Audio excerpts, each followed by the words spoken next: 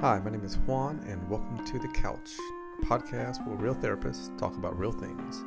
Please remember that we are therapists, but we are not your therapists, and this podcast is intended for educational purposes only. When I say the words anxiety, what do you think about? What do you feel? What about when I say the word intuition? What do you think about? What do you feel? This episode, we're going to dive in, short and sweet, giving you action points, anxiety versus intuition, how to tell the difference. And let's start with this really neat place, a question. Have you ever had a feeling, right? This feeling in your gut. My wife, by the way, she leans a lot towards this intuition. And often, this is not just me as a husband saying she's right. Often her intuition leads her in the right direction. So for you, I ask, have you ever had a feeling in your gut, right in that gut area? And then you wonder to yourself, is this my anxiety? Is this my nervousness, my worry? Right, all words in there mixed with anxiety? Or is this intuition? Because sometimes it can feel quite similar, right? Some people will tell me, is it intuition? Is it anxiety? And we break it down. I ask them, well, what do you feel? What do you notice? What is your body telling you? And they tell me, I feel a bit uneasy. Or they may say something around uncertainty. I don't feel certain. Some may tell me that they're right on that line, falling off of it, but not quite yet. They feel on edge. And then for many of us, our mind starts trying to explore and dig around and figure out and find the answer to what's wrong. So you may tell yourself during this moment, right? You may say something like, man, something's got to be off here.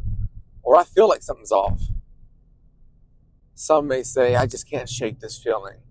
Right? It just sticks to you like molasses. Others may feel something deep inside and say, I have a bad feeling about this. Here's the thing that I really want to place on. You and I are sitting down on right there, table in front of us. I put a sheet of paper and I go, here's the problem. Anxiety can sound exactly like intuition. It can. In today's episode, as I mentioned earlier, I'm gonna work with you. Together, we're gonna look at how to tell the difference between anxiety and intuition. And I think the important part is not solely the difference, it's the response, right? What did Rocky Balboa say in one of his movies? It's not how hard you get hit, how hard you get hit and keep going. Something like that. Obviously, I should have wrote it down. But we're going to look at how to respond to each one in a way that's going to help you, my friend, help you feel that you have confidence, help you feel stable, right? The therapeutic term for that is grounded and gives you clarity. So let's start with why this is hard to separate intuition and anxiety, right? I think for first, starters, for me, intuition and anxiety, they both show up in a space of discomfort. They show up right in that gut area. And I'll tell you what, they feel urgent. They do. They feel urgent. So here's an example. You got this work project in front of you, and of course, with it, day and age, you got this very, very important email that you got to send out, right? You got to make a decision. And suddenly you get this feeling inside. It hits you almost like you're at the beach and you get hit by one of those waves that comes out of nowhere. Bam, hits you. And it whispers, maybe it yells, that feeling in the gut that says, no, don't do it. Right? We're not solving it yet, just kind of exploring what it could be like. Another example in the dating space, right? You meet someone, things are going well, right? You're dating this person, a couple of weeks, months, but there's this feeling, right? You put your hand right on your chest, and you can almost feel it speaking to you. That muscle in there is tight, and you don't know, right? Your body's not jumping out saying X, Y, Z, right? You're reading the signs. And you don't know if your body is warning you. Is that what you're doing, body? Are you trying to warn me? You don't know if the body is scared of many things, right? It could be afraid of that connection, of that closeness that could take place. Right? So you may be thinking, yeah, some of those things have happened to me. Is it anxiety? Is it intuition? Right? Instead, I encourage you to look at this. Your body responds to fear. It responds to wisdom. Big word there. Right? So that sensation alone doesn't tell you certainty or truth. Right? We have to look a little bit deeper. We have to go, well, what is that tightness in my chest? Right? Dating this person. Is it that I'm afraid it's a warning sign? Or is it that maybe I grew up in a house where there wasn't a lot of closeness and I kept the distance, and now that this person's wanting to get closer and closer, I feel more vulnerable, so I feel more uncomfortable. Right? And that's where we dig in. What does anxiety really feel like? So anxiety typically has these three features, and there's more, right? It's a short episode, just kind of want to give you some three important ones. Some sort of mental spiral, some sort of catastrophic, big word there, thinking, and then immediacy, urgency, right away.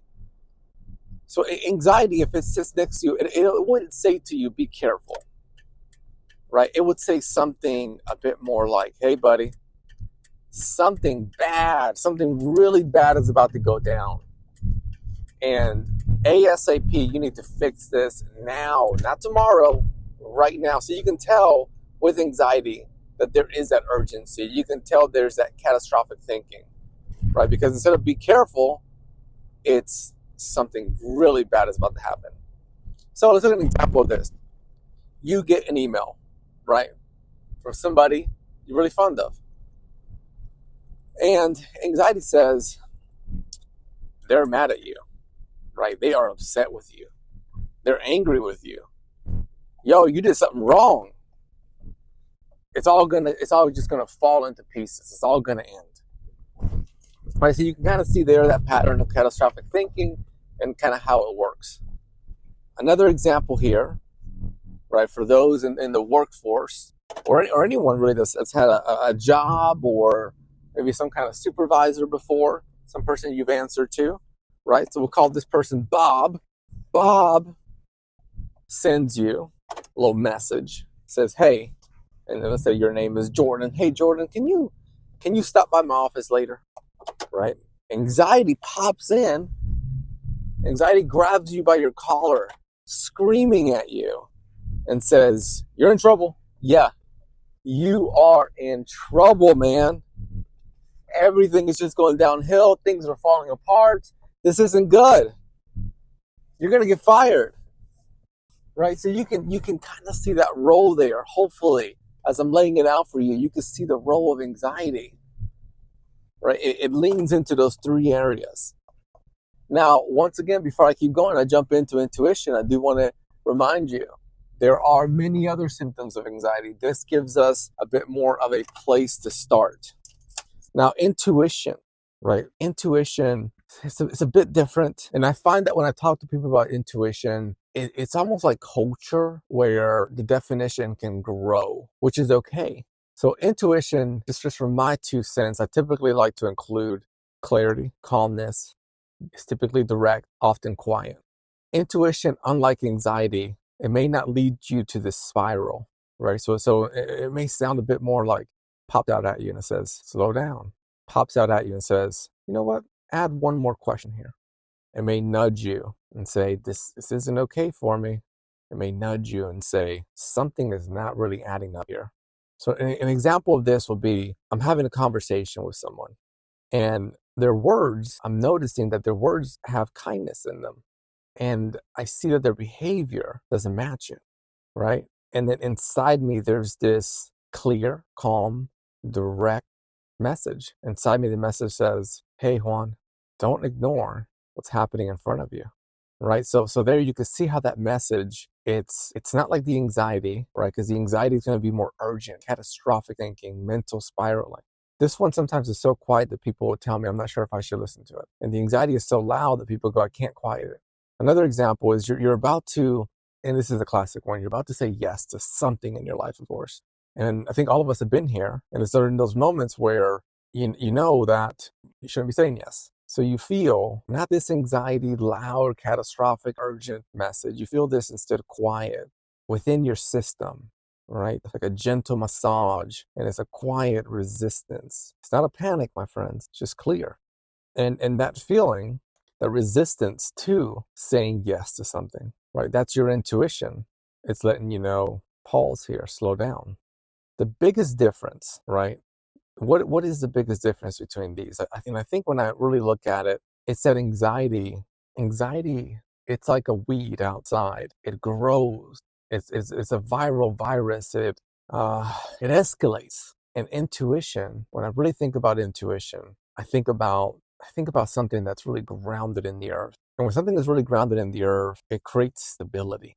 Anxiety, my friends, like this weed outside, anxiety, it's going to grow when we engage with it, when we interact with it, right? So anxiety may say, be careful, something bad's about to happen. You need to fix this. Your boss said, what? They're mad at you. You're going to get fired, right? So anxiety will say, interact with me, engage with me. And next thing you know, you're engaging, you're interacting, and this grows. And what we're doing is we're chasing it. So anxiety grows the more that we interact and engage with it. You run after it, you chase it, and it gives something, right? And what it gives is it gives more fear. So an example of this could be, I've got maybe a sore throat, and when we know what happens when we feel a little ill, we don't feel too good. We get on Google, yeah, the rabbit hole, right? And you start looking up things, and then you read one article, and then you read another, and anxiety says, with urgency, read 15 more, keep reading. Another example could be after interaction with a buddy or somebody, whoever, you go back and you're driving home, and anxiety says, let's use this time really effectively and analyze every single thing said. Let's analyze everything you did right, everything you did wrong. Typically, it's going to steer more towards wrong. It's like this mental gymnastics that happens with anxiety. And it's why people will say, I feel exhausted. I feel so tired because of my anxiety. Now, intuition is not asking you to jump through mental hurdles, right? Intuition, as mentioned before, it's so quiet. It's so direct and calm and clear and often hidden within certain layers that you yourself have to pause to be present with it, allow it to stabilize you. So intuition doesn't say you need to jump through all these hurdles. Intuition says, hey, I'm here. And then pause, wait, quietness, so that you are able to listen to it. Trauma, I strongly have seen that it makes an impact. Makes things a little bit, maybe not even a little bit, makes things harder. Yeah, that's the reality of it, right? So if you have a trauma history, and that could include, many definitions of it. It could include us talking about stress, chronic stress, ongoing stress. Your nervous system, right? Your nervous system, it may say, hey, this uncomfortable thing, I see it as being unsafe. I don't feel safe. So your nervous system may interpret safety as something unfamiliar, something uncomfortable. Meaning, right? Calm, even if you're calm, it could feel suspicious, right? And that's where, if we go back to stability, right? Stability connected to intuition, which is just in life in general, can feel quite boring. Some people will say kindness feels unsafe. And I dig into it with them and I go, well, why? What happened? And often what I'll hear is because they're waiting for some kind of shift, right? That kindness creates like this calmness. And all of that can relate to the trauma history. So let's go an example of this in case we're getting lost here. You got someone in your life and they're treating you good, right? They're treating you kind, respectful.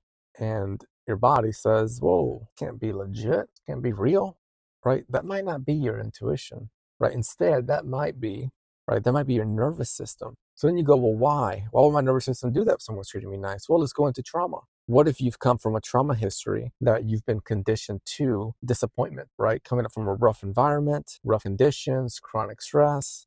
It could even be a chronic medical condition where maybe there's cancer and then you're going in and it's just consistent disappointment. It could be just a multitude of examples. So then here, your nervous system, right, it's conditioned. So now that you have this situation where someone's treating you nice, the nervous system is knocking at the door, right? Just already leaning towards that disappointment. This is why I think, and I've been in this situation myself, many of us will confuse anxiety with intuition, right? And because anxiety feels familiar. So how to respond. And I'll pause for a moment just to let you know, this conversation on trauma, on the nervous system, even on anxiety intuition, we could go much more into depth. My goal for today is to bring some information to you, to give you some ideas on how to distinguish the differences. And then now we're going to look into how to respond. I believe in finding ways that are practical. I do think there are many ways to train for a 5K.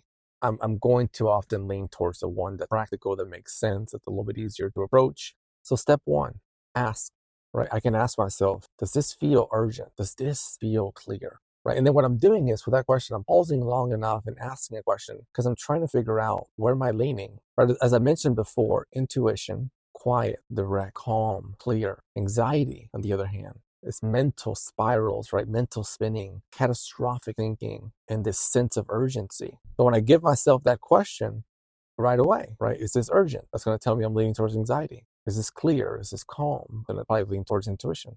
I want to look at a second strategy, which is I want to ground myself. And I say for a minimum of 60 seconds, long enough for your heart rate to kind of get what you're doing. I might even encourage a little bit longer, 2 minutes. When I think about grounding, I think about, what if I just got done running? How long would it take me to settle my heart rate? It's probably going to take me more than 30 seconds. Typically for me, when I go through a run, I need about 5 minutes. For this exercise here, I'm saying 2. But kind of gauge that, how long it takes you to go from a out of your zone resting heart rate to in your zone resting heart rate. A grounding exercise, it could be take one deep breath, right? So I can go in through my nose, all the way in, hold it, and then I exhale through my mouth, and I exhale longer.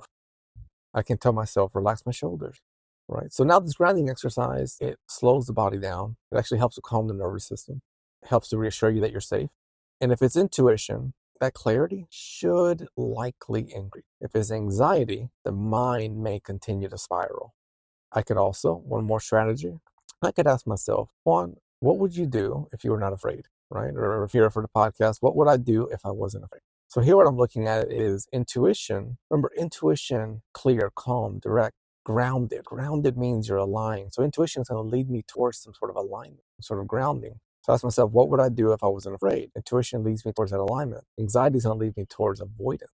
If you've struggled, my friend, to tell the difference between that anxiety and intuition, I really want you to know that you're not alone. It's something that I continue to work on. There are these phases of it where they can feel alike. The goal isn't to never feel fear. The goal instead is to learn, right? To learn and then to open up those ears and to listen.